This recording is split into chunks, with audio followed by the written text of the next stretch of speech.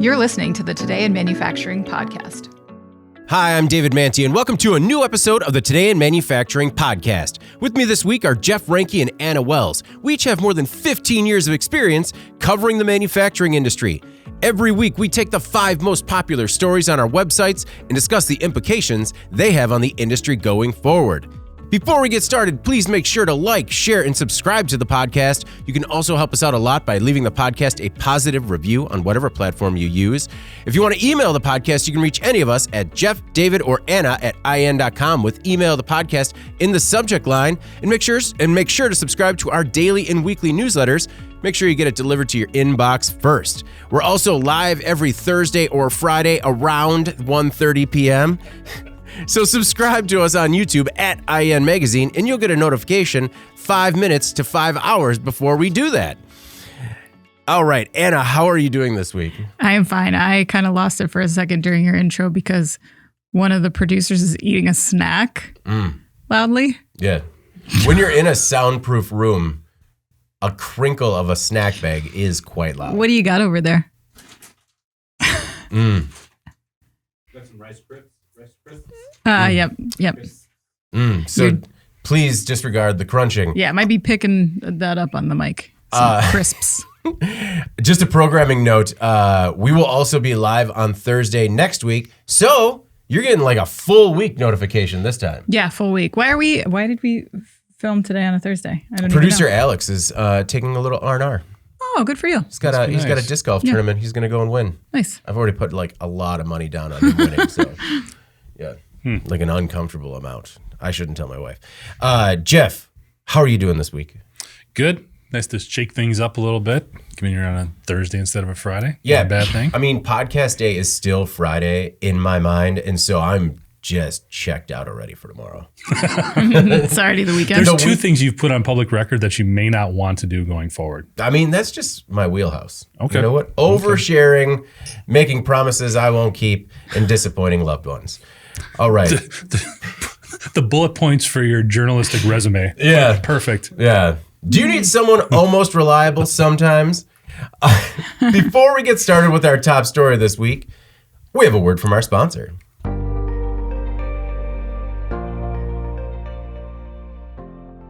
According to Rockwell Automation, downtime costs industrial manufacturers some $50 billion each year, and it's largely avoidable. Engineering transformation relies on the prioritization of digital skills, and manufacturers can gain a clear competitive advantage when they explore, invest in, and deploy new and emerging digital technologies. I'm Anna Wells, executive editor of Manufacturing.net, and today we are joined by 2 experts from Rockwell Automation, Matt Masaryk and Anton Lana, who will share with us how companies can save valuable time and money by testing and improving their designs before they start production.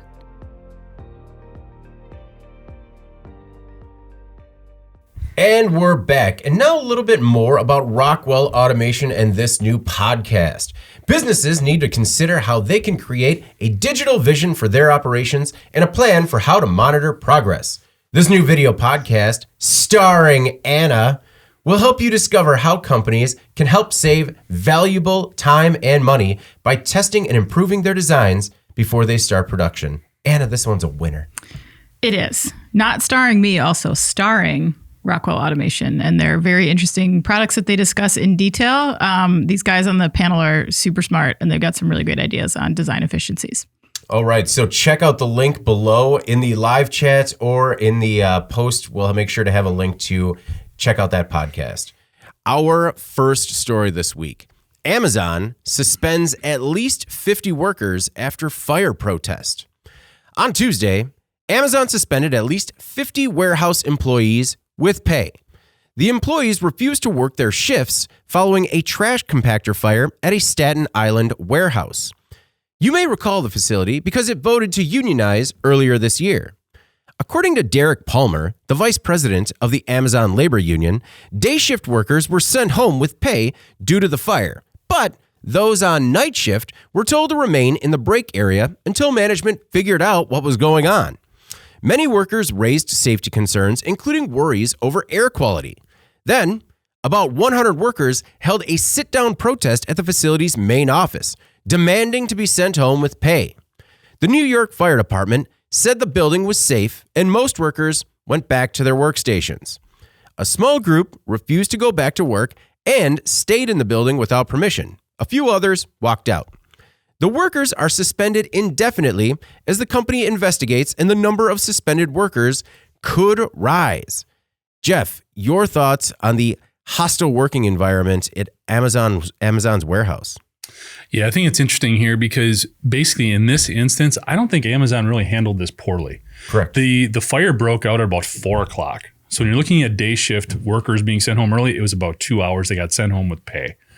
That is about the exact same amount of time that the night shift workers sat in the lunchroom or wherever they were kind of being held, also still being paid. So it's all equal there in terms of where people went. It's also, when they talk about the number of people that were upset, there's like 8,000 workers in this facility. Mm-hmm. So while 100 of them marched down there, half of them went back to work.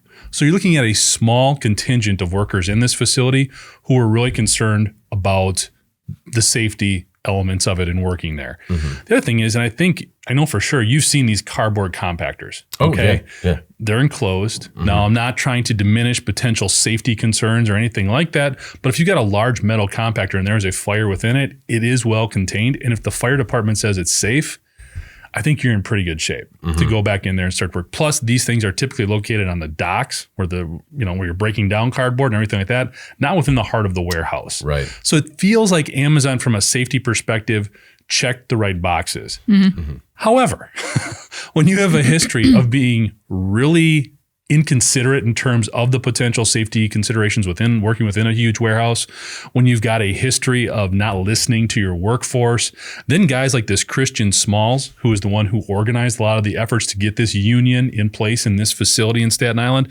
can put out tweets like this and they get picked up. Happening now. After a raging fire on the shipping dock, 500 plus workers sat in the break room demanding to be sent home with pay for safety due to the smoke. Or you can come up with another one of his tweets. Warning, workers screaming evacuate, yet Amazon refuses to let night shift be evacuated with pay. The burnt chemicals from the compactor still linger by the docks. Amazon will be held accountable. He gets credibility and voice because of the history here. Yeah. If Amazon did a better job in communicating things with their workforce, had somebody in place who was sort of an employee liaison, even if you don't want to recognize the union, because I know that's in the courts right now, they don't want to recognize the vote and all that kind of stuff. There's got to be some leadership there, just organically. Yeah. Go and talk to them and say, hey, look, here's what you got to tell everybody. Mm-hmm. This is what's going on. We're going to make sure it's good. The fire department's cleared it. We're not going back in until then. You guys are essentially getting the same paid time off as the day shift folks did. So it's all equal. It's safe. We're not going to jeopardize this. That's what they failed to do. And that's what they have a track record of doing. So all you're doing is just continuing to, pardon the pun, feed the fire of discontent with your workforce. I think it's also interesting in just reading a lot of the accounts of this online, how the attitude has shifted about Amazon. Like for so long, it was sort of this just innovative, out in front of everything, technologically, advanced company that everybody sort of saw as this benevolent, source for retail and going the other way as opposed to going to the big box. And now everybody's shifting a little bit. The tone has definitely changed in terms of how people perceive and talk about Amazon. Mm-hmm. And I think it's all kind of Amazon's fault. A big sticking point for me is when the New York Fire Department gave the all clear. Right. Anna, do you think if a similar situation like this happens anywhere except Amazon, does it blow up into the situation that it did? Or is it because right now there are several pro-union efforts happening at Amazon facilities? Do you think there are incidents like this that kind of make the story blow up in the media as a result? Whereas if this happened anywhere else, it would almost be a non-issue? I mean, maybe. Obviously, I think what you're getting at, and we all see, is that Amazon has an abysmal culture, and people don't. Well, kind of speaking to what Jeff was saying earlier, like people don't want to side with Amazon anymore because of this track record. I mean, they're the second largest employer in the U.S. behind only Walmart, and yet you continue to see these situations where locally management are making choices that are being questioned. Sometimes they are making bad choices, I would agree. In this case, it's a little bit nebulous. I can see why, maybe your thought on this, if you're a worker, is that the fire department declared the fire is safely out, and it's safe from a standpoint of the fire is not, it's not going to restart. There's no more fire. But, like burned chemicals, or if there's like an odor or a smell and you're wondering what that is, and if it's impacting you and you're kind of stuck inside this building and it's coming in from, there's fans and who knows. Mm-hmm. If it were me and I were Amazon and I were that local manager, like I think I would try to work with these people a little bit. Suspending them indefinitely, that sends a message, in my opinion. And I don't think it was the right message. You see these situations where, like the tornado that was heading towards the Amazon warehouse in Kentucky, I believe it was, where the manager said, if you leave, you will be fired. They were accused during COVID of concealing COVID cases. So they would discourage people from leaving from having contact with people that had COVID. The union busting, Amazon said that they were going to focus on making safety a priority, and then their incident rates in their warehouses went up, So there's a lot going on there that makes you think like maybe Amazon does not have the best interests of their employees in mind. And yet net sales for Amazon continue to go up. So from a customer standpoint, maybe there's not this impetus in terms of how the company is viewed in the marketplace that's like pushing them. I mean, I think you see the same thing with Walmart. People get mad at Walmart for their practices, their supply chain, their labor, their pay, but people still shop there. So at some point, these companies have to do sort of this cost benefit, and maybe they just don't think that it's worth it. Where I do think that it could impact Amazon potentially is from a recruiting standpoint, because they just announced yesterday, I believe, that they're planning to hire 150,000 seasonal workers this year. That's a lot of roles to fill. If you continue to be seen in the news as an employer who maybe doesn't care that much about what the employees think, those positions might not be that easy to fill. Talking about Walmart's got to love that, the world is anti-Amazon right now, just because Walmart has really kind of taken a second, and because it's, lost so much market share to Amazon, it has become sort of that second fiddle. But we're not sort of seeing that Walmart hate so regularly like we did, because now it's Amazon hate. Talking about the suspensions though, Anna, Amazon might have taken an opportunity here to get some of the, union agitators out of the facility, because they were likely the ones running this protest, and to suspend them with pay kind of removes them from their workforce, and to see what their legal options in terms of maybe getting them out of the facility. I don't know. Sure, but isn't that sort of transparent? Does that help? I think I said it just feeds into that anti-Amazon sentiment, especially from workforce. And when it's getting so difficult and it's so competitive right now for workers, I'm with Anna on this one. That just makes their jobs that much more difficult. Yeah, I don't know. I think I understand that you need to feel safe at work, but what more do you want? And we also need to think about the other workers. We need to think about the other workers that went back to work. I don't know. Sometimes when I read stories like this, and I'll talk a little bit more because I have my suspicions over this fire as well, because on Monday, there was another fire reported in an Alabama facility. On Tuesday, there was a small fire reported in a trash compactor in Staten Island. So there's a lot of suspicion around the fires. And I don't know, I just think that a little bit more is happening behind the scenes, especially because there's a lot of pro-union and anti-union activities happening at the facility. And I think we should think about the other workers that just went back to work and probably looked at these people like, all right, they said it was safe. Like, what more do you want? It reminds me of, when I was a little bit younger and going to a lot of protests in Madison and the Milwaukee area for various things that I believed passionately in. I would go, I'm like, we're going to march up the Capitol, get a sign, I'm going to shout at people and be heard, And after going to all these protests, I realized that there was like the same 50 people in the middle of all of them, just running them, because that was like what they did professionally. They were just professional agitators. And so I think, I think of the other employees that are just like, they want a safer work environment. But I think things like this, maybe throw a conversation that could move forward off the rails. I don't know. Well, don't you think if there's some employees who felt this is not safe, I don't want to be here, because I'm sure there was still some smoke and maybe some bad smells or something emanating through there, even if it was safe, just go to them and say, if you feel uncomfortable and you don't want to be here, you can leave, but you're not going to get paid. You can come back tomorrow. It's fine. If you don't want to be here right now because you don't feel, that's fine.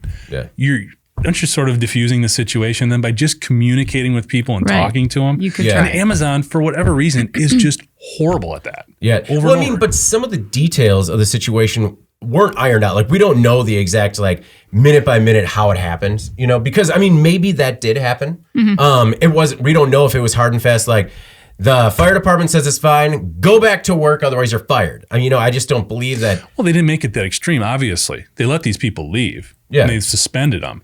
Why do that? Just say, look, you left. We're not going to pay you. Come on back tomorrow. But maybe they tried.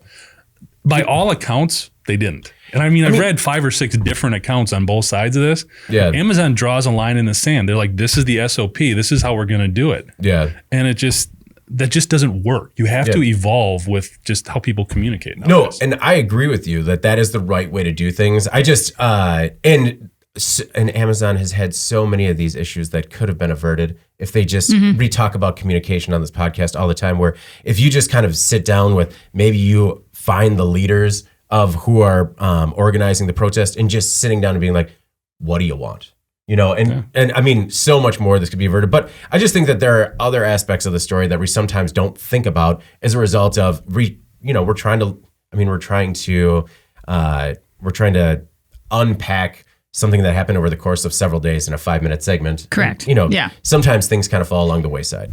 What I took from this is that I would like you to run for office under the platform of what more do you want? That should be your slogan. David Manti. What more do you want? What more do you want? I think I could get at least 47%. Enough already. Goodness, just everyone calm down. All right, our next most popular story. Here we go again. Worker lockout could cost Exxon tens of millions.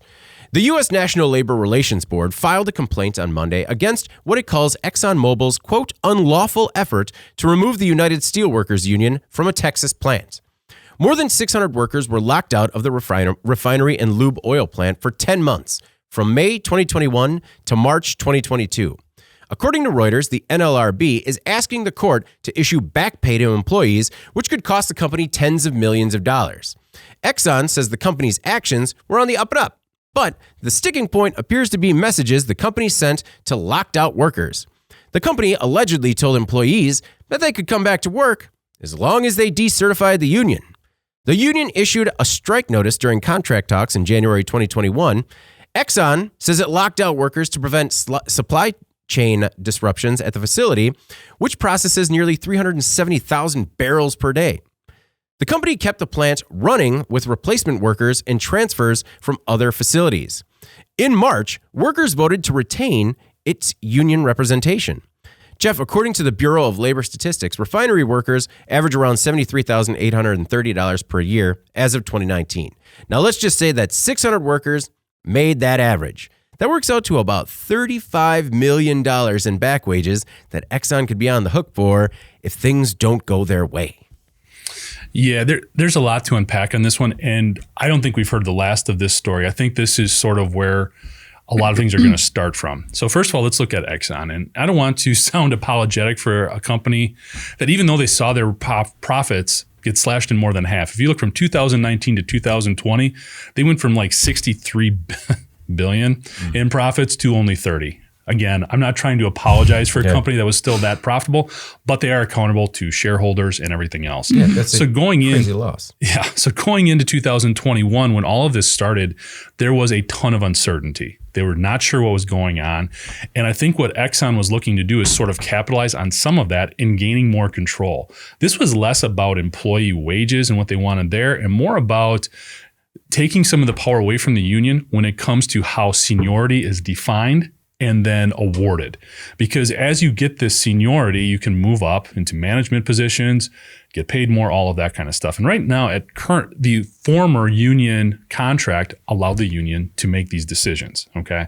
I'm oversimplifying there, but that's essentially what was going on. And that was the main sticking point.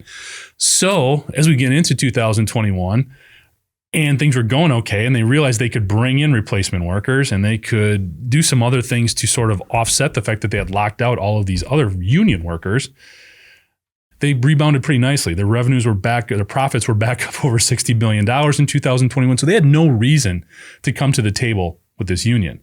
Now, they finally did. The union, basically, when they finally gave in and came back to work, they gave up a lot. They gave up that seniority definition, verbiage, and stuff like that. They lost that. There's a pay increase freeze that's also in place that they had to give up. And basically, they made a lot of concessions. What's potentially going to be interesting there is when you look at Exxon, and the fact that they're basically trying to fight the steelworkers union, which is the largest industrial union in the country, and also has like 30,000 members just within oil and gas processing industries. What are we starting here? Because if they're trying to weaken this union, it's got a lot of strength to it, a lot of loyalty to it. But then the other thing is, last fall, they actually had a vote to decertify the union at this facility. They locked up the results. They didn't want to take a look at them until everything was cleared up. Once that happened in the spring, they looked at these ballots and it just barely passed. The union was kept in place by a 52 to 48% margin. So the union was weakened. What's going to continue to happen here? Exxon seems to have a foothold at this facility. Where does it go from here? And what does that mean for a lot of these workers? Anna, this lockout lasted nearly 10 months at Exxon. How do you think it impacted both the employees and Exxon, and how do you think that pertains to the strength of the union? Well, I think Jeff is right that this whole thing kicked off in a time that's very different from what we were experiencing when it ended. That was a big 10 months in terms of a swing between the leverage that workers and unions had versus companies. Jeff's right that at the beginning of this, things were still very, very unpredictable with what was going to happen with that market. Union negotiations can take a long time. Union negotiated with Exxon for 3 months, which I think can probably be considered a good faith effort on behalf of the company in normal times. Maybe not so today. I say that because labor experts were kind of warning that the pandemic and ongoing business conditions that resulted from that, whether financial or safety or whatever, were going to change the shape of these negotiations, potentially making them more protracted, more complicated. We've seen that with a lot of companies, right? Nobody wants to back down. It's harder to back down. So 3 months may not have been enough to start. But secondly, what started as a technically lawful lockout that they had no contract. So, Exxon was legally allowed to do what they did, became unlawful when Exxon said workers could come back if they decertified this union. So whose idea was it to say that? Exxon is like a very, very big company. They should have labor experts there. They have probably very, very accomplished HR people there. It was interesting to me that this was the track that they took, because either that was very misguided advice, or maybe Exxon knew that it was unlawful but didn't quite realize how much the game had changed as that time went on. Union membership is becoming more and more prevalent in recent, just in the last year. There's been a lot more union successes. The job market has been insane. So to me, this was just like truly a case of illustrating the leverage that workers have had in the past year, watching this sort of play out. Maybe Exxon could have gotten away with something like this at some point in time. I don't think that they can now. And obviously this is going to bode well for these workers if they can get that money back. As for your point about the vote, I don't know. I think when you're in a fight like that and you're negotiating, sometimes people lose faith in the ability of the union to get that done. And I don't know if it weakened the union or if the vote's taken at a weird time, and that's just where people's heads are at that time. And maybe now They're not, because they have the weight of the NLRB behind them saying like, hey guys, actually you are owed some money. You are owed some more time to negotiate this out. I don't know. I don't think Exxon cares about $35 million. I really don't. Yeah. I think they saw a lot of this coming. I think their sole focus on this was weakening this union because of the trickle-down effect it could have into other facilities. They got what they wanted here. They got the verbiage that they wanted in terms of controlling how seniority is defined and how they can elevate people into these management positions. You do feel for those workers who are counting on that, because essentially these are workers who don't have some of the specialized training. These are folks that come on maybe in an entry-level position, and this is how they work their way up to earn more money, to get into a higher level of the company. And now the company has that control. The union no longer defines that. And I think that's what was at the crux of this the whole time. They want to take this to other facilities potentially. And again, you're looking at it'll be a very interesting battle, because you got this huge $60 billion company versus the largest industrial union in the country. I mean, those are some two big hitters going at it, and it'll be interesting. I think this is going to continue to play out. Again, I don't think Exxon cares about the money. They'd probably pay that in a heartbeat. They wanted this union contract beat. Yeah. That's what they wanted. I agree. I don't think they care about the money, but how do they recreate this scenario at another facility? Couldn't they stake the same tactic? I mean, repeatedly? Potentially. What happens? It worked. I guess, but like, can they, I mean, and this is a real question. This is not rhetorical. Are there ramifications for them to continue to employ illegal tactics? I think when it comes to the pay side of it, you got a great point. I mean, that does open some potential difficult doors that could open, because again, we're in this weird era of, they obviously wanted to get after greater control of their workforce, but they're also in recruiting battles right now. It's tough to find people. It's tough to keep people, all of that. I think they're somewhat a little bit isolated from that in this geography. We're looking at Beaumont, Texas. This facility's been there for well over 100 years, all of that type of stuff. But I think this is a tactic they would maybe try to replicate, sort of bite the bullet on some of the NLRB settlements and fines and other things that would come out of it, because there's greater gains in the bigger picture. Mm-hmm. I mean, it is Exxon's third largest facility in the United States. So, I mean, there are at least two others and many more looking at what happens here.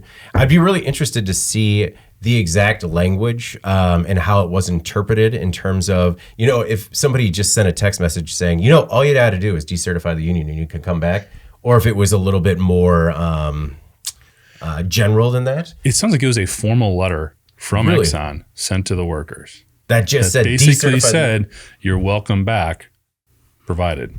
I mean, then maybe to your point, Jeff, they knew exactly what they were doing, like in terms of... I think they saw it as an opportunity. And again, when you see a company go from 30 to 64 billion in revenue and profit from one year to the next, and you're going, that's where we were before all this craziness and the pandemic started. We did it without these. We did it by basically covering for these folks with others. This is maybe something we can replicate. In everything that you read, Jeff, did you read anything about what happens to the replacement workers now that everybody comes back? There's no obligation to them. Some of them were brought in from other facilities as well. I know the transfers. I don't know what the breakdown was there. Yeah. But I mean, if they're not union, that is one of the cruxes of that whole situation. If you're not a union worker, you don't have the same protections. So the NLRB said the use of replacement workers was, quote, inherently destructive of the rights guaranteed employees by federal law. According to the law, it's illegal to engage in discriminatory conduct that is inherently destructive of employee rights under the Act unless you can show a legitimate or substantial business justification for your conduct that outweighs the invasion of employee rights. And I think what the NLRB is arguing is that there is no justification for the conduct. I guess we'll also see what happens and relatively soon, because the hearing with the NLRB administrative law judge is scheduled for January 9th, 2023. We'll see if it actually happens on that day or if it's postponed until like 2025. But this could see some resolution relatively soon. Yeah. All right. Our next most popular story. Tesla robot walks, waves, but doesn't impress. A few hours after we recorded the podcast on Friday, an early prototype of Tesla's Optimus humanoid robot walked onto the stage at the company's AI Day. Optimus walked onto the stage rather gingerly, kind of like a person trying to walk across an old wood floor late at night, and then waved at the crowd just before raising the roof. Not physically. Not physically, just dancing. It made the robot dance. There's a Pinocchio scenario for you. Tesla CEO said he didn't want to push the robot too much, mostly because they didn't want it to fall on its face. The robot, or the prototype, is a long way from Musk's vision of a human-like robot that can change the world and, in line, if not behind, other robots currently under development. Oh, and it's in line, if not behind, other robots that are currently in development. One AI researcher, Philippe Pekniewski, called the robot cringeworthy and an utter scam. Robotics expert Cynthia Young said, quote, "None of this is cutting edge," and then suggested Tesla hire some PhDs and maybe go to a robotics conference. Still, Tesla's goal is to turn this teetering mess into an extremely capable robot and make millions of them to be sold at less than $20,000. Anna, that was not a quality robot strutting across the stage there. No, and I think this is the part where you, based on your comments from last week, explain how this technology is ready to revolutionize auto with thousands of cobots in every Tesla plant. Well, I mean, I think it still could, because there are a couple of things that set their strategy apart from other companies. They're designing it to be manufacturable and made in high volume, much like what brought on the success of the Tesla car. Okay. And if they continue to do that and make incredible strides with the technology, I think they would be, because we see a lot of it. One of Musk's points during the AI presentation was that there are a lot of cool robots out there, but you can't make them. We see DARPA's robots walking through warehouses, getting smacked with hockey sticks and racing back and forth, like depalletizing pallets, but they can't be mass produced. So I think that if he continues with this vision, yes, we are probably still headed into a dystopian nightmare, but I think that he could do with robotics what he did with Tesla cars. I think there are a lot of ifs involved in that, a lot of big ifs. Agreed. Well, here's the thing. I'm sorry, go ahead. I was just going to say that I'm glad that so many experts in the field that were viewing the demo said basically what Jeff and I were talking about last week, which is that there's already a lot of automation and robotics companies doing this. So why does Tesla feel the need to start from scratch? And you make some decent points, but I still go back to that because look at Cynthia Young's comment. None of this is cutting edge. Hire some PhDs and go to some robotics conferences. Like, to me, like, the need to reinvent the wheel here is just Elon Musk's ego once again on display. Like, the much more practical approach would be to partner with someone who's already halfway there, at least, to where you want to be, and then go from there. I mean, if you recall, and you mentioned auto, like, Tesla invented its own auto production process. It took years to iron out. Meanwhile, there's still a ton of defects and rework, and it was very slow for a very long time. And to what end? His production rate is very good now, but Tesla still struggles with some of the highest quality issues in the industry and the highest defects.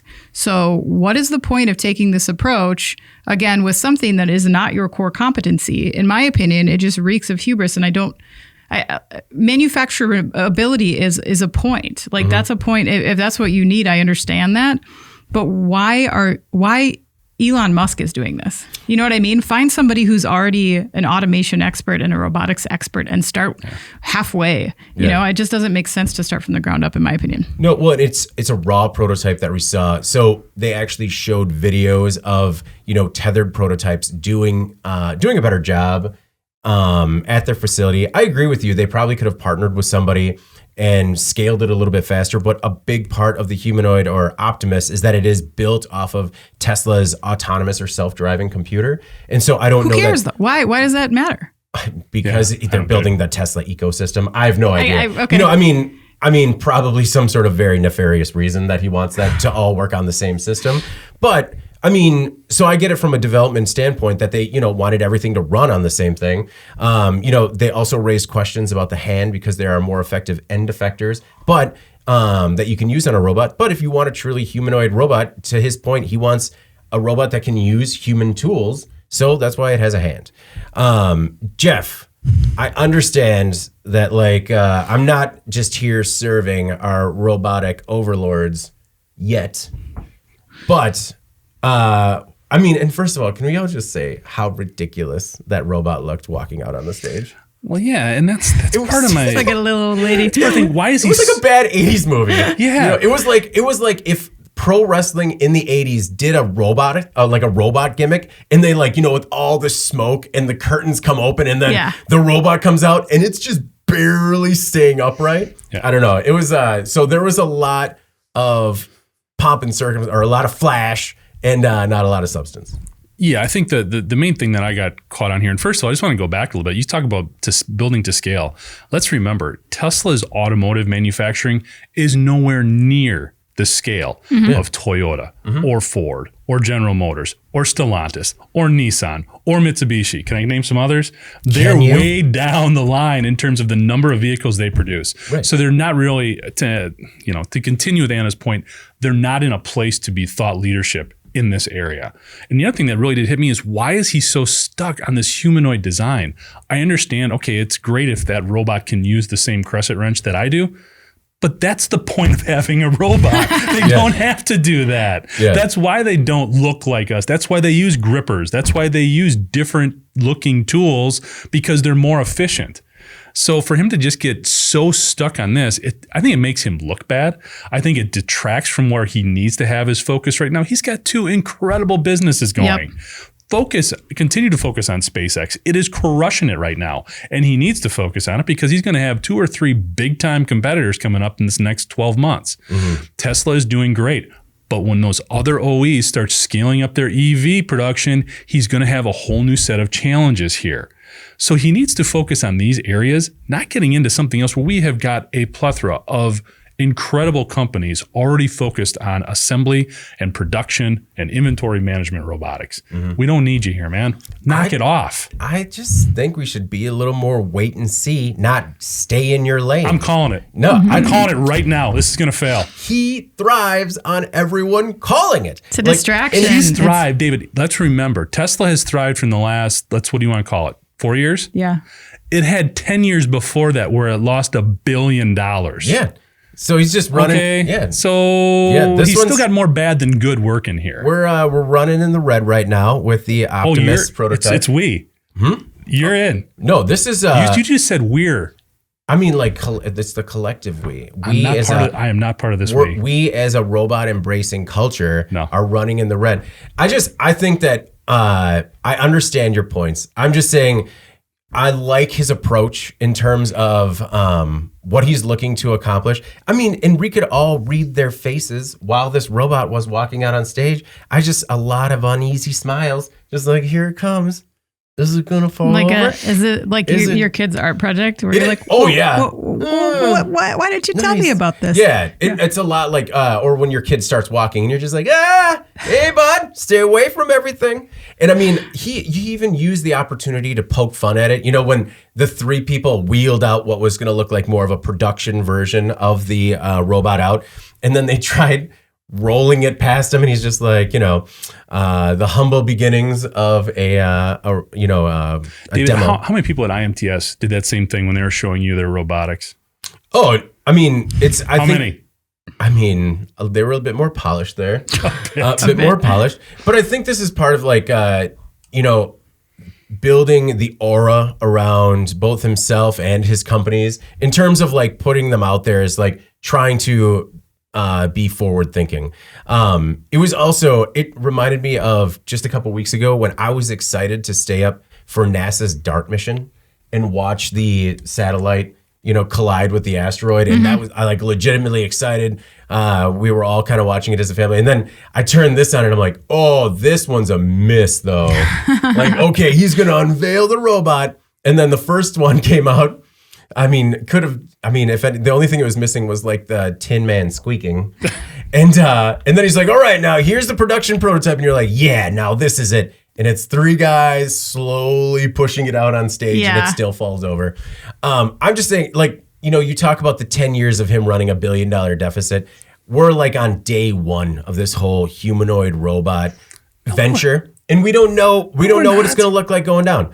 I mean, this is not day 1. I'm in the grand scheme of things. We're like at the very beginning of it. Oh, am I being too literal? Yes, you're being way too literal. Way too literal with something like, a robot. Yeah. too precise, yeah. I mean, if you didn't watch that video of the robot doing incredible tasks like carrying boxes and watering plants. We've seen this from polished industrial robots able to do these things. This isn't new. No, I know it's not new. And I was just, a lot of this was all very cringeworthy and laughable. I'm just saying I'd like to take more of a wait and see approach and see if anything happens. I mean, I'm happy to laugh it into the grave too in a couple of years. If this is what ends up sinking him. But I mean, this is the person who said he was going to start digging holes and create a tunnel system underneath cities. And everyone was like, all right, create more sinkholes. And then he did it. So maybe let's just give him a little bit more rope to hang himself. He's got another company to think about, and that company is Twitter. He does. Just a lot of balls. A lot of balls in the air. Which maybe it's to be in the Optimus Prime part of the company because he's just hiding in the robot lab. Just like, hey man, just so you know, we're gonna wind up with Twitter, so we're gonna have a lot of time to work. If anyone's looking for me, put me in this robot suit. Well, and he during the presentation he talked about the all-nighters that these engineers were essentially pulling to try and get this thing to just walk untethered. And I can't imagine what everyone was like behind the scenes, just like, hey man, we can't do that. He's like, you got to make it happen. And just I don't know. You are just going right in a circle around this, aren't you? Vanity You're project. arguing all sides here. What that sounds like to me. No, I do. I think kind of, because I think we should give him more time to develop it. But yes. No, but yes. It is a no, but yes sort of situation. Okay. All right. Our next most popular story. That's the shirt we need. No, but yes. Mm-hmm. What more do you want? That's the shirt. That's the shirt. I live my life by that. What more do you want? Is what it is. Oh, what a lazy phrase. All right, my next most popular story. Detroit demolishing Blighted Packard car plant. Last Thursday, demolition started at the old Packard auto plant in Detroit that creates, quote, an imminent danger to nearby businesses, their employees, and residents. A claw ripped and tugged as decades-old bricks and concrete on the already crumbling building fell. The old factory has long been a symbol of urban blight. The, quote, emergency demolition is part of the mayor's plan to start razing parts of the 3.5 million square foot complex. It's possible that some parts of the plant could still be saved for redevelopment, but I wouldn't hold your breath.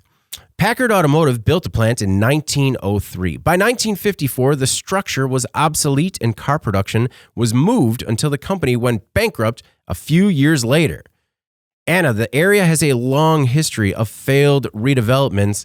Why did it take 120 years to put this one in the ground? Yeah, man, I don't know. This is a very knotted story. And to back up a little bit, so we covered this story back, I think, in April on the podcast. And at the time, a judge had ordered the owner who bought the property in 2013 to demolish the plant to the tune of millions of dollars on top of the millions of bills that he'd accumulated since he bought the site, unpaid drainage tickets, blight tickets, taxes, all that stuff.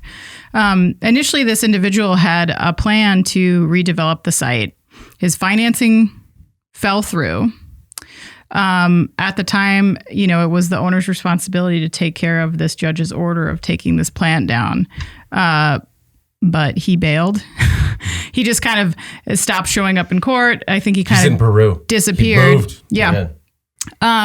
So, the leadership within Detroit was very angry about this. I look at it a little bit differently. I think he bought this site with probably the best of intentions, and then his financing fell through.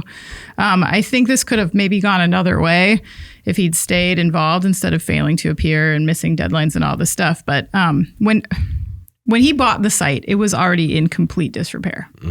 It had been vacant since the 1990s. The city took ownership of it. The blight occurred continuously over decades before he took it off their hands. And it wasn't just one of those $1 deals. It was like he paid like $500,000 for the site, which was a big win for the city to offload that, right? So when it didn't work out, it was a bad break.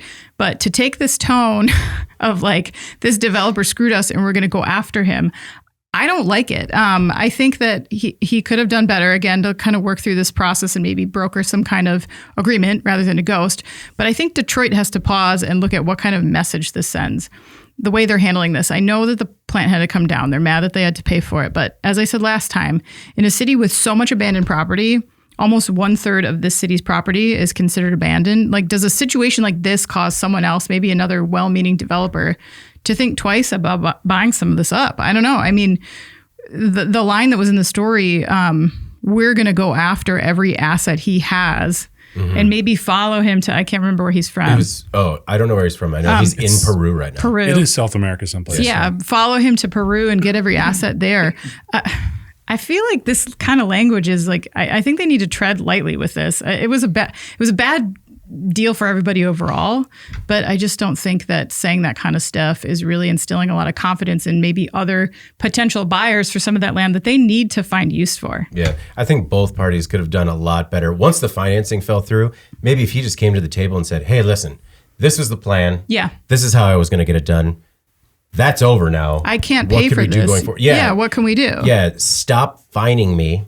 And because I get it, the city needs a villain. He's the villain in this situation, and not the city that sort of let it fall into disrepair over the last 100 years. But I think they could have definitely done a better job of figuring out a better scenario for the old Packard plant.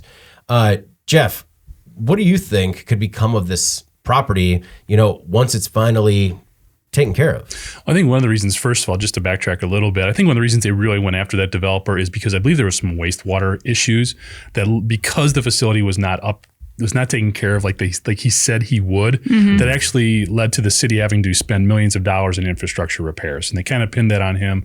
So I think that's where a lot of the public outcry comes from. But I definitely can appreciate your point.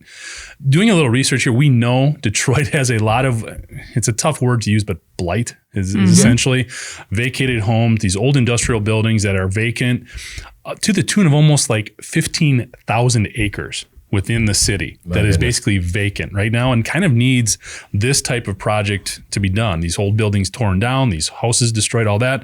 It's going to leave you with a lot of green space. Now, when you look at the development projects that are being pitched right now, the leading ones are parks and recreational space. Great. Not trying to bash that. Restaurants. I love restaurants. Apartment buildings. All that is great, but that means you need people coming to Detroit. The city has lost over 1 million residents in the last 50 years. It's not trending upwards in that respect. So in my opinion, I think there is an opportunity here. If you've got 15,000 acres that you are essentially going to wreck whatever's on, till up the soil, try to make it usable for something, I think this is a huge opportunity for urban agriculture. I think with all of this space and the fact that there are tens of millions of dollars in grants out there for urban agriculture. And according to the research that I did, about this stuff can be profitable in terms of selling the produce and whatever is growing on this land at about $6,000 an acre per year. If you've got 15,000 acres out there or just shy, that's a lucrative business right there. Plus you're creating a market, you're creating jobs, you're creating job training, and you're growing food. Pretty sure we still need that stuff.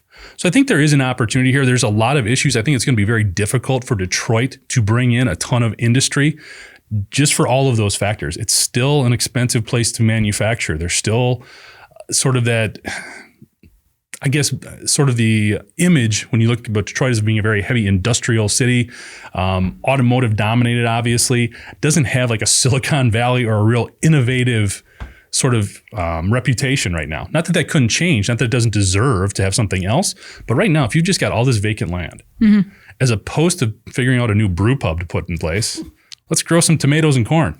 So the city wants to go back and prefers a GM supplier. They want to get back to their roots as being automotive. You're saying go back all the way to the original pioneer roots.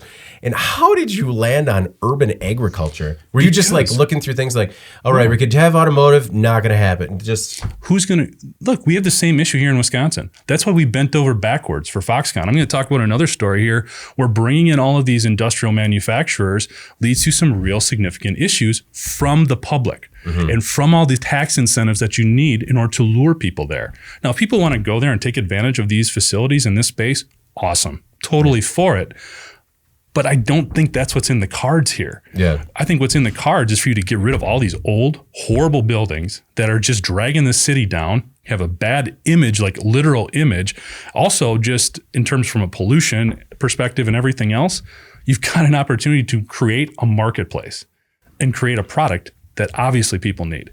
No, it's and we're going to talk about it a little bit with the most popular story as well. But I agree with you that our country has a long history of just kicking the can. And we have these properties everywhere in every city where they're blighted. They're just a terrible eyesore, and nobody wants to do anything about it because it's a terribly expensive and time-consuming process. And as a result, there's a lot of bad land out there that is essentially worthless. It's worthless now because it can't be utilized in its current form. Yeah. If you're going to transform it and knock everything down, till it up. There's utility there. There is some application there that we can use this stuff for. One thing about urban agriculture the only thing I would be a little hesitant about is whether or not how contaminated that soil is, whether or not it's even usable. Well, that's where you can even get into things like hydroponics and other things. Build a facility, but you're basically building an indoor farm. Yeah. So there's a lot of different options. No, that's about locally sourced food. I mean, that's a huge thing right now in terms of like locally grown produce. I actually have an old high school friend that's what he does now. He bought an old industrial facility and he grows hydroponic like greens. Yeah. And it's a very lucrative process, company. The city of Detroit has identified dozens of large structures that need to be torn down or renovated. The process of tearing just the Packard plant down is going to take more than 2 years. I was, and kind of to your point, I was surprised with the strong language that the mayor was using in terms of calling it a source of national embarrassment for Detroit for many years. You know, he attacks the person who bought it, but that's kind of on the city. He feels like a scapegoat to me. Yeah.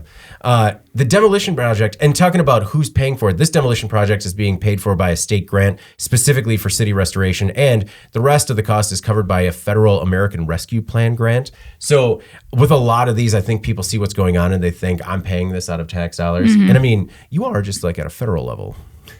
Well, you either pay to tear it down or pay to do all the infrastructure upkeep that it demands because nobody owns the building. Yeah. There's still storm water runoff. There's still issues surrounding, even if it's a vacant building. But that's one thing that I just think we can't forget is that there have been more than 70 years now where something could have been done. They could have taken this thing down one brick at a time over those years and it'd be gone. Agreed. I'd agree. It'd be gone. All right. Our most popular story this week, more blight. Closed cement factory named top haunted house. An interesting angle on this one that I didn't see coming. An abandoned cement factory in Salt Lake City has found a new life. It's not just a haunted house, but one of the best haunted houses in the United States. Portland Cement Works carries an eerie history. The site was built in 1890 and produced 1,200 barrels of cement per day. With no safety measures in place, several workers at the factory were killed in tragic accidents, including in 1900 when one worker was pulled into a revolving shaft. Well, the site reopened as Fear Factory in 2011, and the attraction consists of 6 buildings up to 6 stories high and 2 underground passages. Anna, without thinking about the whole history of the complex here, this sounds like one banging haunted house. I know. And I know it's supposed to be kind of a fun story, but I'd like to ruin that with my perspective if I could. That's why I wanted to say, like, at the base level, Yep. This seems like at least a day's worth of fun for somebody. Yeah. Okay. Yep. Now, run it into Now the ground. on to, yeah. I don't know. To me, when I saw this, I just thought like that it just like, I don't know, just another thing that reinforces this narrative that manufacturing plants are creepy and dark and dangerous. Yeah. Like, so if you look at the Haunted House's website, obviously the verbiage on there is going to be very dramatic, right? It's a haunted house. Which is awesome. Yeah. Here's what it says. Quote, "The first accident was unexpected and unfortunate. As the frequency of accidents increased, however, it seemed that the factory itself was intent on keeping its gears oiled in blood." Blood. Yeah. The building, hold on. You need to read that more dramatically, though. Oiled in blood. Oiled in blood. The building would take, this is still a quote, these are not my words. The building would take its victims in the blink of an eye, leaving them mauled, dismembered, burned, electrocuted, or beheaded. As the years passed, the number of stories increased, unquote. My guess is that is a bit embellished. Yeah. God, I hope that's embellished. Well done, though. Yeah. Well written. Did the next sentence go on to how, and then a revolution in OSHA and safety standards? That's the thing. That's the thing. So like over the 100 years, like over, of course, 100 years, especially if those years were heavily weighted pre-OSHA in a processing plant, sure, there were accidents, of course. Yeah. But I guess I just don't love the narrative that an industrial plant is a sentient murderer and is clearly being presented as this like very dangerous workplace in a time where that's just not the case anymore. We talk about this a lot. It's just sort of a sticking point for me that I'm not trying to like, again, ruin the fun Halloween story, but I just hate that because I hate the impression of how manufacturing is still viewed. It's still a barrier for job growth in the industry. We know that. As much as we think we get past that, we haven't. And so to me, it just reinforces that narrative that is still very real, that these plants are deadly, and this stuff just does not help recruit workers. I'll shut my mouth now and let the kids have their fun. No, Anna, there's one part of the story that I don't think that you have considered yet. Yeah. What if it is actually haunted? Well, I don't know. If that's the case, then yeah. But does hauntings make factory work seem scarier? No, just life in general. Just, okay. Yeah. Don't get me wrong. I think that there's like lots of worse things that a kid can be doing than going through a haunted house. So enjoy yourselves, kids. Well, yeah. You don't have to worry about this part of it. I'll worry about this. But still, I was just like, oh, okay. So another trashy factory that like is just, I don't know. I think that you could have a lot of fun. I've been to many a haunted house in my day, and you could have a lot of fun tying in a manufacturing aspect with a haunted house. I think that they have. And really change, you see a lot of the normal stuff. You see it in every haunted house, like the person dissecting somebody, animal cruelty, all that, but not at an industrial facility. I think that you could really stage some interesting scenes. And then just have like a career fair at the end. Yeah. Where you could Are you interested? Actually, I think yes. Oh, Jeff thinks yes. Okay. I do, because look, you're not going to stop this, right? Yeah. It's there. It's successful. It's going to be what it is. Who do you think is the leading demographic going to this place? Teens. Who do we want to get interested in STEM careers in manufacturing? Yeah. That's the folk. That's the group, right? That's the demographic. So what if, just playing devil's advocate, if part of the tour is once you come out of this, you do have a group of people like we have A3, we work with the Automation Association. You had all of those companies. Basically, the last room you walk through that's what it was. This is actually what it is now. And you do see robots, and you do see a lot more of automation and connected equipment in a clean environment. Yeah. It might, I know it's far-fetched, but if you're already fighting this perception and you've got the demographic, why not have them in the tour with saying, hey, there is actually something cool about this industry. I know that was just for fun, but this is the real part of it. And, you could be onto something there where it obviously wouldn't work at all logistically in terms of having that for just regular paying customers. But if you could put together outings where, you tell your students at high schools or community colleges that you're going to take them to a haunted house for free. And then as part of the, teachable moment, the other half of that is what you're talking about. That makes sense to me. 10 minutes. Yeah. Just make for 10 minutes. Just like, okay, humor me here. Just like when you talk to your kids, like, I know you're going to forget this, but just humor me. Because if you get one or two of them a night, that actually is like, maybe. Are you going to tell something to look at? Are you going to tell them about the gears are not actually oiled in blood? Perfect opportunity to talk about to dispel that. Talk myth. about new biodegradable some lubricants. Yeah. Do you know that cheeseburger that you're going to buy out there, we can actually use the oil to power power airplanes? I understand both of your points, and I think at some Anna point is buying this less than any of the stuff that we talked about, like commuter planes and all that kind of flying cars. It's just, that is the most optimistic thing that I've ever heard, ever. Just like, hey, everything else we're doing to try to get people encouraged by stems and change the misperceptions of manufacturing isn't working that well. We got to think outside the box. No, I think that if you made it as like a school outing, I definitely think that'd be a great idea. I also think that, we just got done talking about a blighted building that nothing happened with for 70 years. Yeah. At least this is something that, albeit seasonal, maybe 2 months, maybe luckily 2 months out of the year, is actually creating some sort of revenue. Do you only go to haunted houses during October? I do. I mean, would you go? Like, this one looked pretty amazing. Like would you go in the summer or something? I mean, like a tourist. I don't know. I don't know. Maybe like this could not be my thing. I don't know. No, this could be something that maybe would draw somebody. And I mean, I don't know that you do, a February of like a post-Christmas Fear Factory. Do you wear a Halloween costume year round? This is going to shock you guys. I'm not that big into Halloween. What? Yeah. This is my Halloween costume. I've thought about these old industrial buildings for a long time because they have been eyesores our entire lives as you drive up and down the interstate.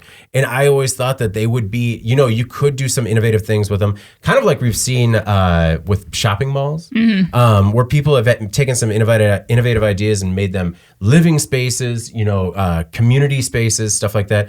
I thought I've seen people use industrial buildings for zombie races, paintball tournaments. I get it that, but a lot of these ideas are often stalled because liability prevents them from happening. Because these are old industrial facilities, and I'd be interested to know what Fear Factory or the company that owns that operation had to do to that building to even make any of this happen. We had a couple of people that were talking about this on Twitter, talking about places that they've had to go to in Chicago and Minneapolis where you actually have to sign waivers to participate before you go in. And that's how you're getting into something real. It's just like, pardon? Like, oh no, how are you with Big Falls? Not good, but hey, let's see. I don't know. It just, for me, it also reaffirmed the idea that we need to have better plans in place to quickly deal with abandoned or otherwise unusable properties in the United States. Because while for every Fear Factory that is a lot of fun, there are just wasted spaces like the Packard plant for so many years that, and not just like, that have a negative impact on the entire community. It made me think of there used to be this old Royster Clark fertilizer plant in Madison. Maybe it was like 15 years ago when I moved over to the east side of Madison. It was just this old fertilizer plant, and no one ever talked about it. It was just like, oh yeah, the plant, that's been there for years. No one's ever using it. Like, I think it stopped officially all operations in 2006. But, the soil was contaminated. It was like 27 acres of, incredibly profitable land, if anyone ever did anything with it. And it was just like this accepted eyesore. But if anyone would have done anything, even incrementally, it could have, like, now it's a new development where my library is, and I love the new development, but this could have happened 20 years ago. And I just think that there needs to be a better plan in place on a city-to-city level, state level, federal level, for when things like this happen, that we collectively use our resources to get rid of. Yeah, Jeff's plan would be to turn them all into haunted houses / career fairs. Well, no, cornfields. I've talked about this. It's urban agriculture. Oh yeah, and cornfields. If this takes off, and return a lot of America's youth into factory workers via haunted factories, or farmers. Yeah, Jeff has the plaque in the front, the statue. Yeah, the Jeff Ranke. Yeah, he'd have a scholarship.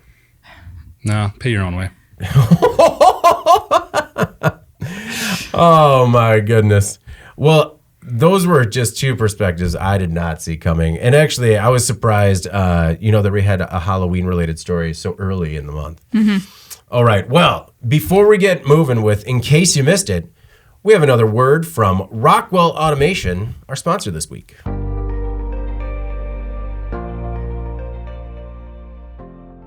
According to Rockwell Automation, downtime costs industrial manufacturers some $50 billion each year, and it's largely avoidable.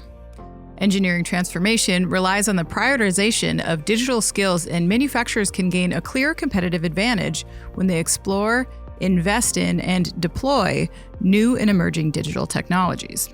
I'm Anna Wells, executive editor of manufacturing.net, and today we are joined by two experts from Rockwell Automation, Matt Masaryk and Anton Lana, who will share with us how companies can save valuable time and money by testing and improving their designs before they start production.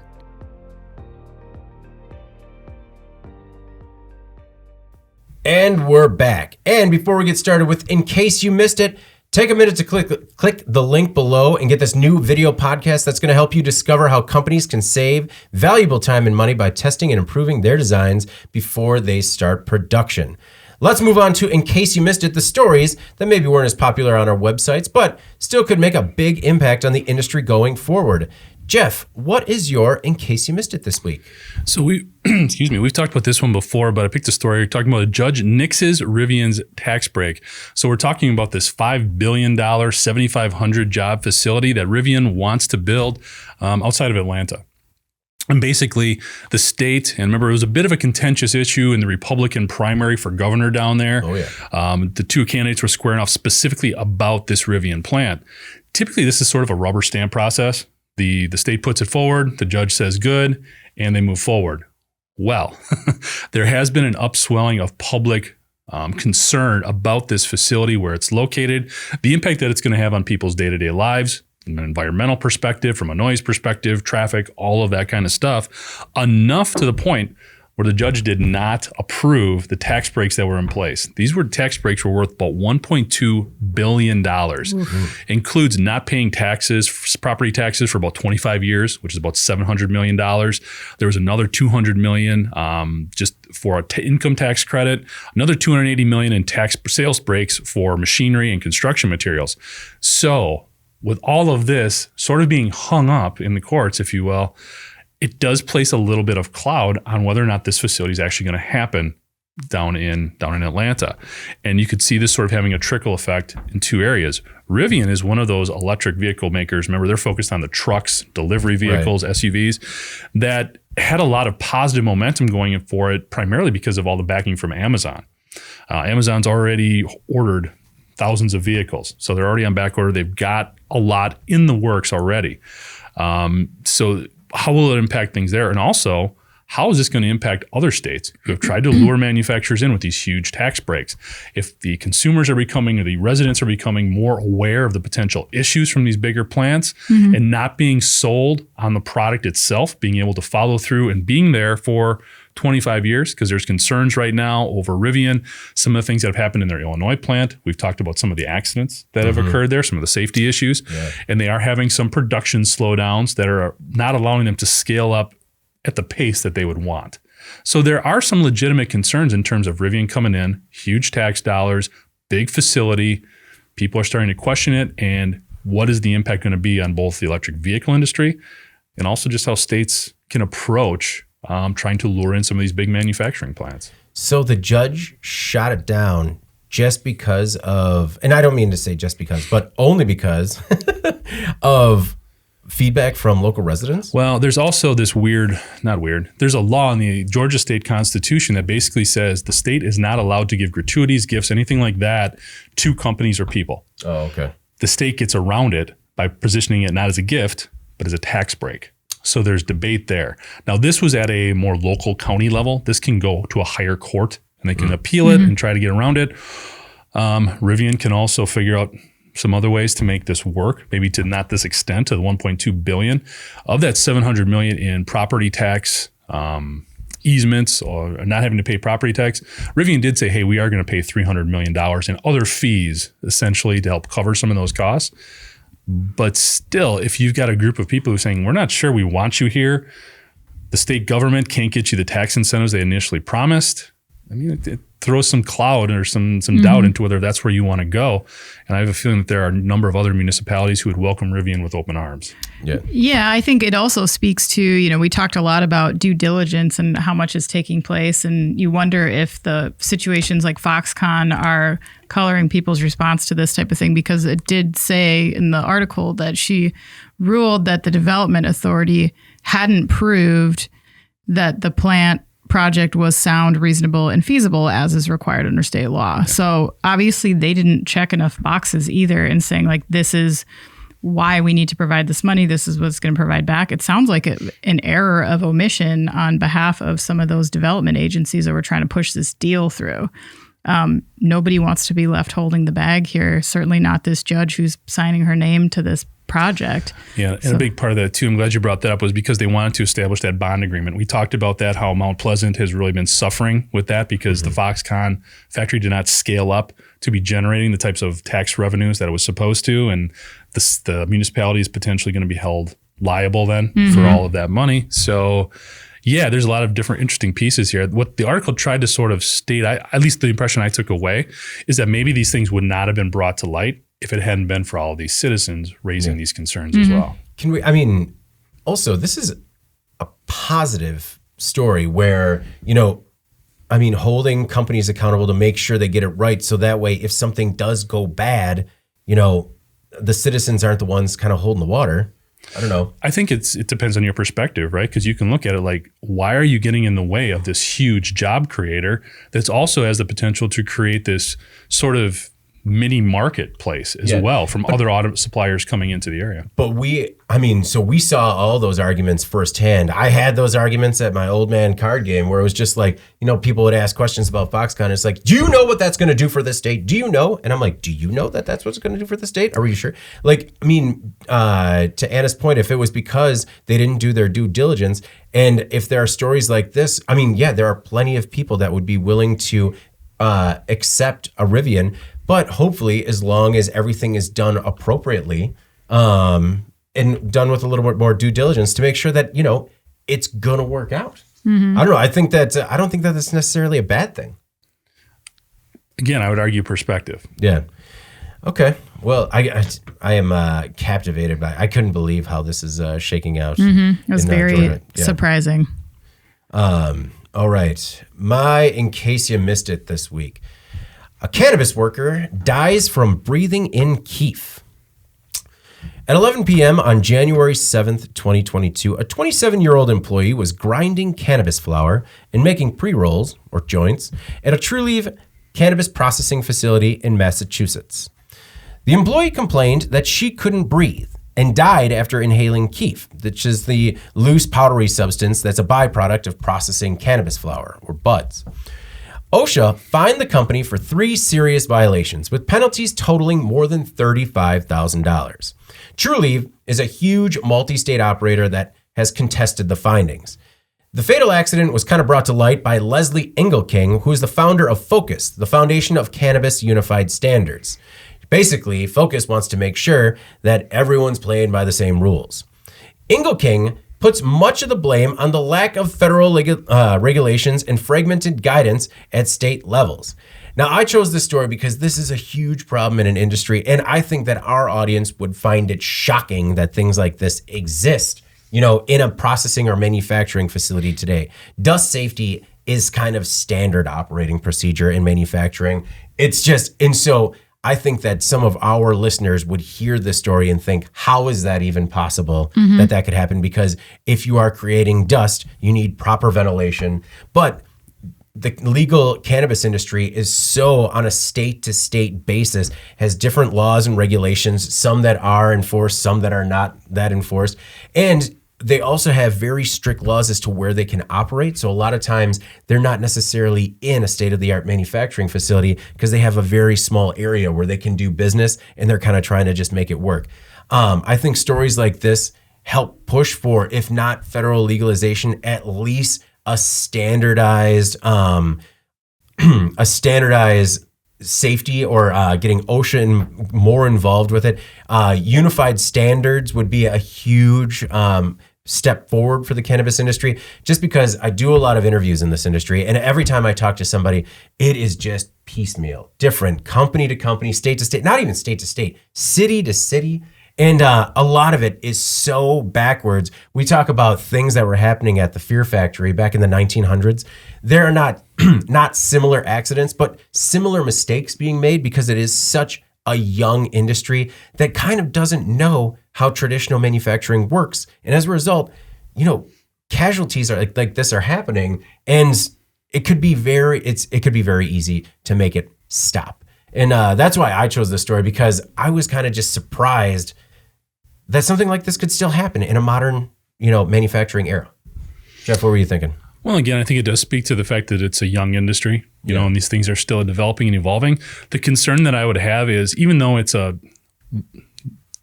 not very vocal, and it's definitely not a majority right now, those who are opposed to legalizing cannabis, this does sort of give them an argument to push forward, and that the fact that it's maybe not as safe. Granted, the same thing could happen with any pharmaceutical ingredient. Yeah, I mean, this could happen anywhere that's...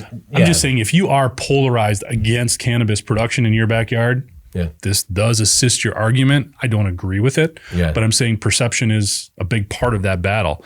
So I think what you were saying then, with the safety guidelines becoming more uniform and more strongly enforced, becomes that much more important to get past that. The other thing you would worry about, obviously, is anytime there's some sort of safety issue, especially in an industry like cannabis that, again, I don't think it's to the same extent it was 5 or 10 years ago, but can be polarizing in sort of small segments. This doesn't help the reputation of the industry either. So. No, and I think that's part of the reason that stories like this need to get out, because everyone could be doing better by just accepting, like good manufacturing, current manufacturing practices. And, even if you don't want it in your backyard, there are a lot of industries that people don't want in their backyard, right? And you still hold them to a higher standard, so that way people are not injured or otherwise unsafe. Anna, did you have a chance to check out the story? And I was kind of interested in your thoughts on it.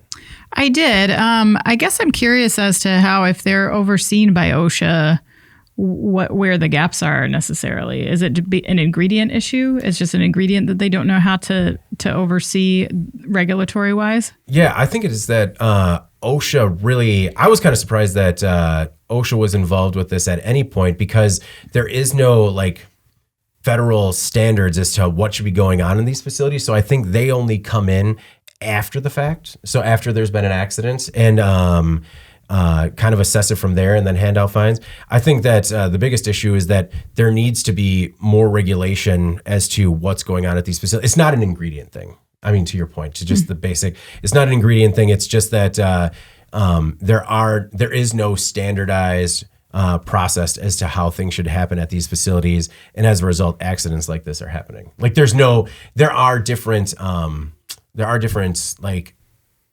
companies that have sort of an SOP template that you can follow, which basically you want to set up your company to be within current good manufacturing practices. So in the event that everything does go federally legal, kind of once the FDA kind of gets involved, you're already above board. You're fine. But there are plenty of companies that aren't doing that right now, and that's one of the biggest issues. So if they were in violation, though, of OSHA, in violation of what? There must be some code of standards that they have to follow, correct? There has to be, yeah. I'm not certain what they are, but because it's probably more FDA driven, I would think, than OSHA. But I think one of the issues you have with cannabis is, what does it apply to? Is it pharmaceutical? Is it food?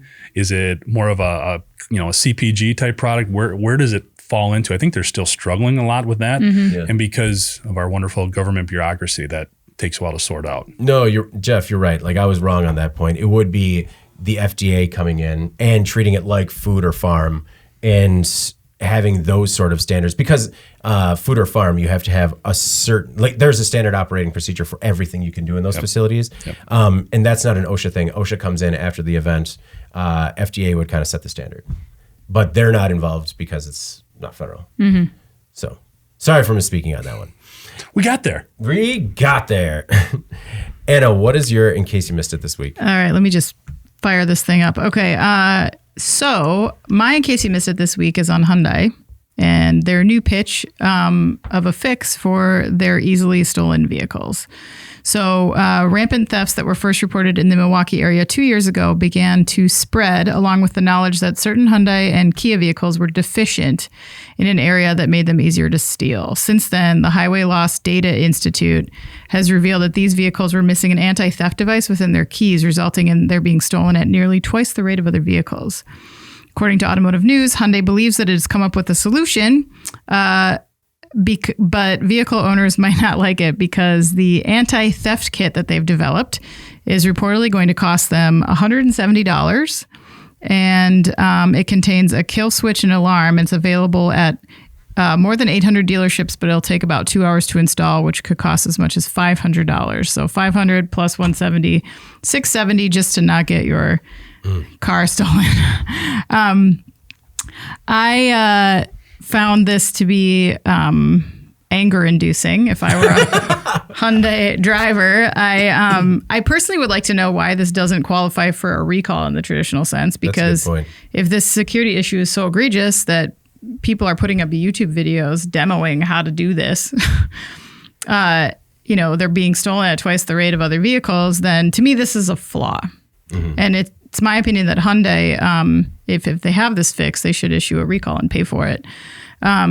Because stealing a car is not a victimless crime. I mean, your insurance rates go up. It fuels this dangerous black market. It's not uncommon, certainly not in our city, to see teenagers steal like low-hanging fruit cars and then have high-speed joyrides around the city and then crash the cars. I mean, that's what happens when people steal these cars. Right. Putting a vehicle out on the market that is this easy to steal should not result in Hyundai putting the onus on the consumer to repair it or not. I just think that it's unfair. It's only good for Hyundai because they probably don't want to pay for a recall or issue a recall. Nobody does, right? But they should pay for this mistake, in my opinion. The whole thing was just, Kia has not created an anti-stealing kit just yet, but they have been handing out some free, locks, the club. Yeah, the free clubs. Yeah. That we joked about a week before they offered. That we joked about. Yeah. That's really what they're doing. What's something crazy they would do? Well, they could give out free clubs. Hey, yeah. Kia is now offering free clubs. The whole thing just is just super embarrassing. I can't imagine why they think this is a great idea. But no, when Anna, when you put together this story, that was the thing that was surprising. Where I saw the headline, they figured out a fix for the stolen vehicle problem. Thanks, Hyundai. Yeah, and then it's like, but you're gonna pay for it. I was like, what now? It was very surprising to me that the automaker chose to go that way. I mean, I guess how do you determine whether or not something does qualify for a recall? There's no mechanical failure. There's no safety issue per se. Okay. So I think those two factors. One thing, and it's actually more than that, right? Because it's the labor that's also involved with installing the kit. So it's that's the $500 is the labor. Yeah. Yep. So it's actually more expensive than just the kit. Right. So it'd be like $700 all in to get this done. Here's what I don't get. Why doesn't Hyundai work with the insurance companies? Because if your car gets stolen, you file a claim for the value of the vehicle. The insurance company is going to be paying whatever it is at this point, 10, 12 grand for these vehicles, as opposed to an $800 repair bill. Yeah. I mean, work with the insurance companies to make this some sort of claim that you can make to at least lessen the burden, I would think. That's wishful thinking. I think it was just so much easier for Hyundai and Kia when they figure out the fix to do right by their customers. I mean, if this is happening to you and you own these vehicles, I mean, we're all pretty brand loyal at this table in terms of the automakers that we choose. That would make me not buy a Hyundai again. That's what I was thinking too. It's like these are your most your best chance at getting a buyer is repeat buyers, right? Yeah. So why are you alienating this group of people by doing this? I don't get it. Yeah, you're going to lose the potential next sale on your vehicle because of an $800 fix. Yep. I don't know. It seems like a big risk for me, and I don't know. Maybe we won't see you in a Kia. All right. Before we get out of here this week, let's go on to our final thoughts. I'll start with final thoughts this week, just so we don't double you up, Anna. My final thoughts this week is that so my wife traveled to a trade show this week, and we talk a lot about all the giveaways at trade shows, right? The tchotchkes. And she brought home the greatest tchotchke I have ever seen. A man was giving away mixed tapes that he made specific for the trade shows to people. And I don't know how many he had. I luckily received 2 as a result, but that is the greatest idea that I understand no one else will ever do again, but I loved it. And I am about 5 tracks into the first one because I have a car that still can play a CD.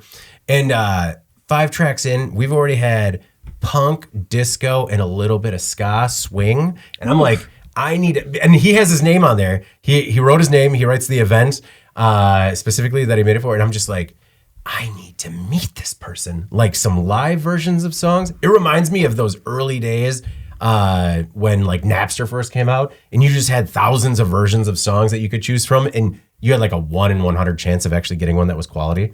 It really reminded me of like making mixtapes, and it was a lot of fun and I really enjoyed it. The other thing was that I passed a roofing company this last weekend. And do you guys know that roofing company's name? It was Rooster Roofing. What? Nice. What do you think would be the best tagline for Rooster Roofing? Put a rooster on it. Put a rooster on it. Is it their tagline? It is not their tagline. What a missed opportunity. Like, as we drove by, my wife pointed out, she's like, oh, look, Rooster Roofing. And we like, our minds were both blown at the same moment. We're like, we need to get in touch with them. We need to get Anna on the horn with them and just put a rooster on it with Rooster Roofing. I'm going to give them a quick buzz after the podcast. I think See you if should. they want to talk about that. I think you should. It's easy. Sometimes it's just easy. Anna, what's your final thought?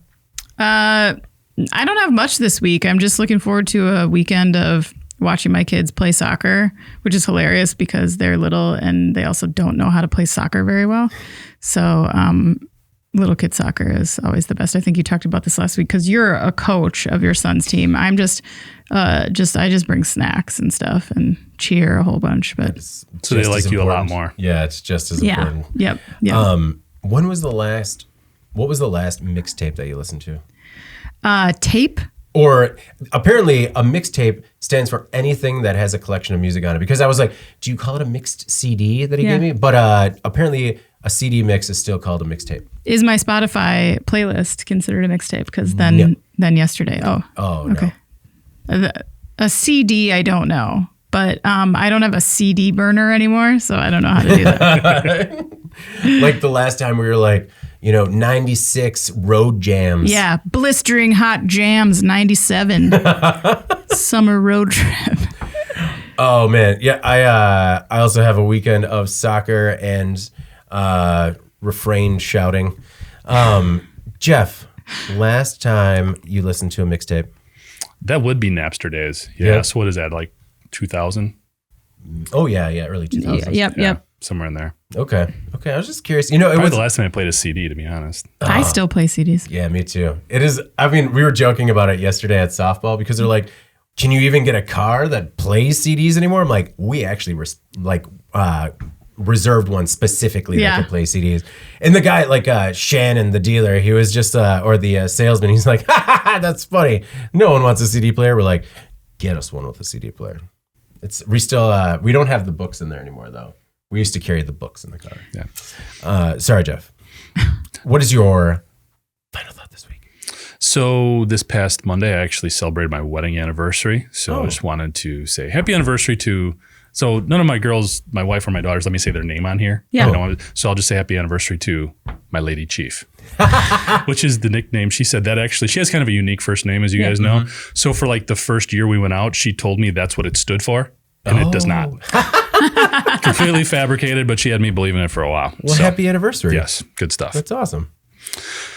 Trivia, polling question. So the one from last week is, which of the following things covered in the podcast best illustrates the mantra of the thing that leads to the thing? Okay, we have the Aviation prototype plane, the Volkswagen autonomous vehicle prototype that allows people to sleep, West Virginia's renewable microgrid industrial park, or Perry's 3D printed home. We had a lot of good comments. Just kind of reading a couple here. One from Larry Patton. He said he's going with the EV prototype plane. I think there's a lot more options now for the plane and continued development options. So you like that one? We had some other good feedback here. Looking at Jim Jeffrey, he said the West Virginia story is encouraging. Excuse me a sec, is encouraging. It's a great example of the thing that leads to the thing. An unsolicited letter to a financial rock star leads to a major investment in an area that needs economic development. We also had Charlie Myers chime in. He said, given the push for renewable clean energy and the phasing out of fossil fuels, be a huge benefit for West Virginia. It's also a win for the job market, high-end manufacturing jobs that will pay well and spur further development in the state. We also had another development that I'm going to get to, or another comment that I want to get to in a second. But looking at this polling question, it was actually a tie between the Microgrid Industrial Park and Perry's 3D printed home. So those were the ones that people really stood out. For this polling question, the one for this week, do you guys think, I want to talk about companies that we talked about in this podcast and recruiting new employees. So should we ask for those that are the tough, they're going to have the easiest time recruiting new employees or the toughest? I mean, I say we go negative because that just gets toughest. All right. Response. So the question for this week is the which of haunted the house. follow? What's that? Is the haunted house one of them? The Fear Factory should be on there. Which of the following companies do you think has the toughest time recruiting new employees? Amazon, Exxon, Tesla, Rivian, Hyundai, or just kind of in general, cannabis processors? I wonder if that'd be kind of interesting to see what we get there. So again, this will be on the webpage. We'll also shoot out a link to a select number of subscribers. So again, which companies have the toughest time recruiting new employees? Amazon, Exxon, Tesla, Rivian, Hyundai, or cannabis processors. The last comment that I did want to read came in from Chris Washi. He said, when we're talking about The Thing, are we talking about the Addams Family or the John Carpenter movie? Oh, the Carpenter movie. That one is great. That is awesome. Yeah, I was never a big Addams Family fan. So I like the Raul Julia one, you know? I mean, I enjoy it, but I'm not a super fan. No. Have you seen The Thing from John Carpenter, Anna? Oh, man. This weekend. Yeah. This weekend? Okay, It's a soccer. heartfelt rom-com. Soccer. It's a rom-com. It is a high quality, and make sure you watch the Kurt Russell one. Russell, yeah. Because I think they remade it. But that's a regular Halloween season pick for me. Yeah. Oh yeah. Guys, it's playing at the movie theater by my house on Tuesday, October 25th. I will go to that if you want to go. Yeah. I will 100% go to that. Let's record the podcast at the movie theater. That'll be As fantastic. Anna's watching The Thing. Okay. Yeah. Okay. Mystery Science Theater style. And this thing will be the thing that leads to the thing, which will just be dinner afterwards or drinks. Okay. There you go. Yeah. Okay. All right. Well, before we get out of here, please make sure to like, share, and subscribe to the podcast. You can also help us out a lot by leaving the podcast a positive review on whatever platform you use. If you want to email the podcast, you can reach any of us at Jeff, David, or Anna at IN.com with email the podcast in the subject line. Also, subscribe to our daily and weekly newsletters and make sure you get it delivered to your inbox first. All right. For Jeff and Anna, I'm David Manti. This is the Today in Manufacturing podcast, and we'll see you next week. Thank you for listening to the Today in Manufacturing podcast.